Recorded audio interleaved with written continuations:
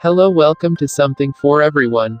If you're new to my channel, kindly subscribe, like and hit the notification bell so you don't miss any of my posts.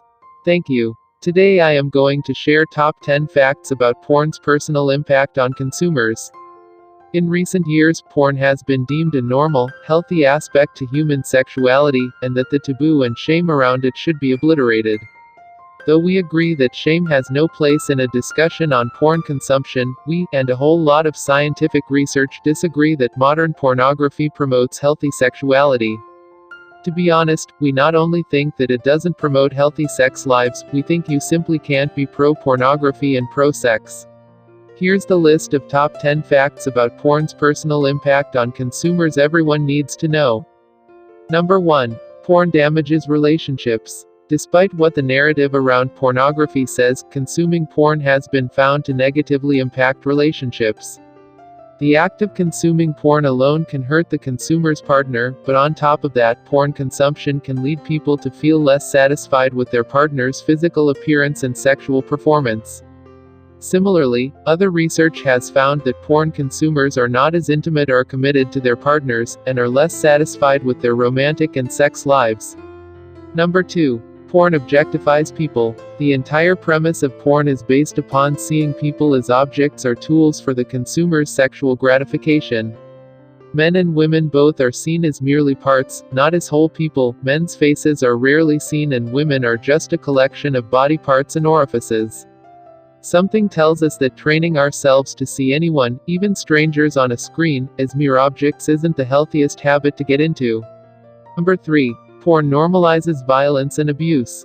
The softcore pornography of previous decades is gone, and the violent, abusive pornography of today is in full force and completely mainstream. In a 2010 study of the most popular porn videos, 9 out of 10 scenes contained physical and/or verbal aggression, and the victim in these scenes responded either with pleasure or indifference. Some common, and popular, categories of porn today include rape scenarios and incest. Is fantasy really harmless when it involves fantasizing assault and other harms that would never be seen as acceptable in real life? Number 4. Porn promotes racism and sexism.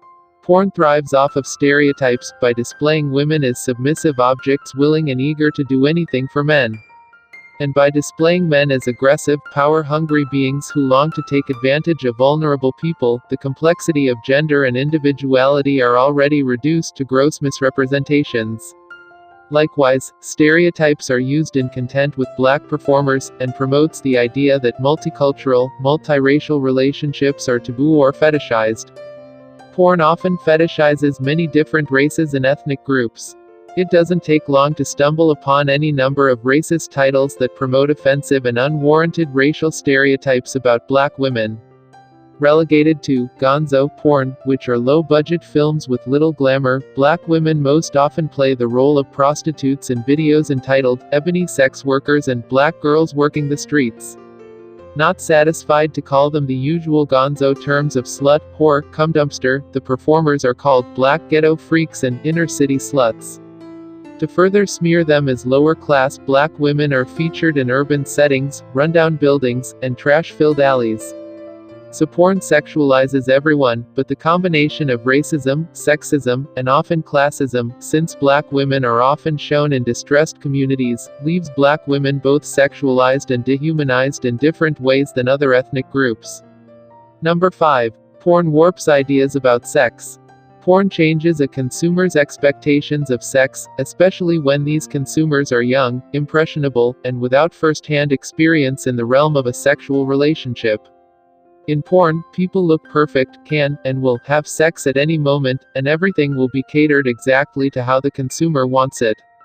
In real life, not so much. Considering what we just mentioned about porn's normalization of sexism, racism, and abuse, it seems like a good idea to not let porn inform our expectations or shape our sexual tastes.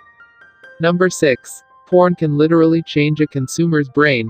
Our brains are able to change aspects of their structure throughout our lifetime, and some things are better at doing this than others. Unfortunately for us, pornography is one of those things.